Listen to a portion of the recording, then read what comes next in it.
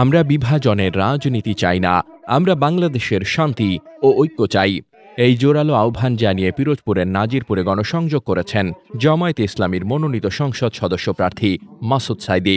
৮ August শুক্রবার উপজেলার বিভিন্ন বাজারে গণসংযোগকালে তিনি জুলাই আন্দোলন ও তার বাবা আল্লামা দেলোয়ার হোসেন সাঈদী সহ সকল হত্যাকাণ্ডের বিচার দাবি করেন।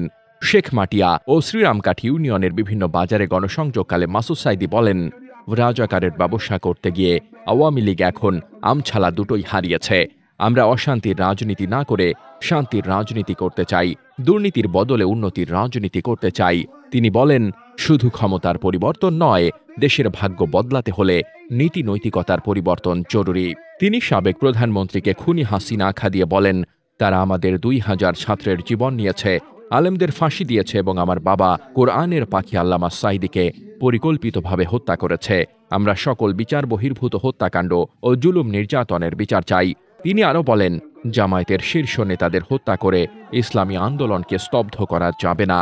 এ সময় তার সাথে নাজিরপুর উপজেলা জামায়াতের আমির মাওলানা আব্দুর রাজ্জাক, জেলা জামায়াতের সহকারী সেক্রেটারি আব্দুর রাজ্জাক সহ স্থানীয় জামায়াত ও শিবিরের নেতাকর্মীরা উপস্থিত ছিলেন। মোহাম্মদ শামীম রেজা, দৈনিক খোলা চোখ।